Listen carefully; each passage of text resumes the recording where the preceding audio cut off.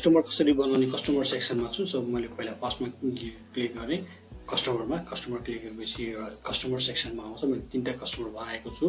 अब नेक्स्ट मैले कस्टमर बनाउँदाखेरि यहाँ मैले के गर्छु, यो एड कस्टमर भन्ने छ, एड कस्टमरमा हामीले क्लिक गर्नुपर्ने हुन्छ र उहाँको फुल डिटेल्सहरू राख्नुपर्ने हुन्छ। मैले अहिले ABC भनेर मैले बनाएँ, कस्टमरको नाम राख्न सकिन्छ। अहिले मैले एउटा इमेल राखेँ, कन्ट्याक्ट नम्बर र एड्रेस राखेँ, उहाँको प्यान पर्सनल प्यानहरू के छ भने राख्न सक्यो, कम्पनीको छ भने कम्पनीको राखियो, अनि लोयल्टी पोइन्टहरू पछि राख्न सक्नुहुन्छ।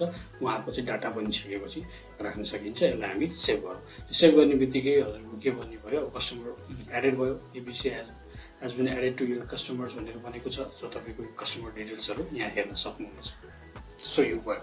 सो अघि हामीले जुन कस्टमरको चाहिँ क्रेडिट गर्नु थियो भने कहाँ छ, अब कस्टमरले पैसा तिर्न आयो भने के गर्ने भन्ने कुरो पनि होला। सो यसलाई पनि हामी यहाँ हेर्न सक्छौँ। कस्टमर बनेको छ र अघि हामीले उहाँ किशोरजीको चाहिँ हामीले अर्डर गरेर लिएको थियौँ, क्रेडिट थियो।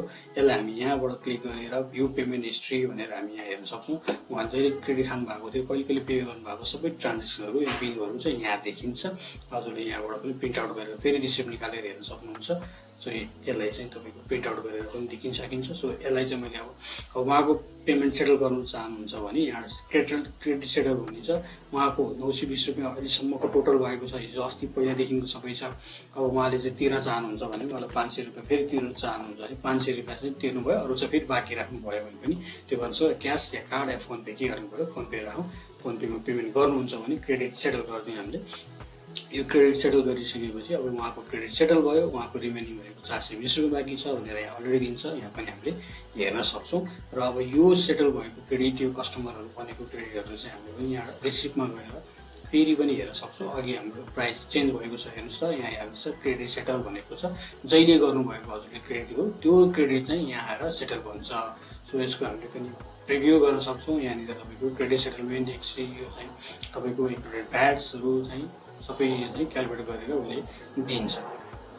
सो यो भएपछि हजुरले चाहिँ पेमेन्टको पनि तपाईँले 500 रुपियाँ क्रेडिट लिनुभयो, यहाँ क्रेडिट पनि तपाईँको सेटलमा यो चाहिँ क्रेडिट खाएको कुरो देखिन्छ।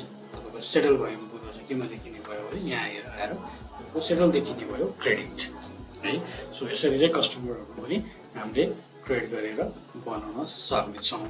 क्रेडिटको कस्टमरहरूको डिटेल्सहरू र प्रिन्ट आउट गर्नुपर्ने चिजहरू, कस्टमर डाटाहरू सबै हामीले चाहिँ बनाउने र हटाउने काम चाहिँ यहाँबाट गर्न सक्छौँ। सो हामी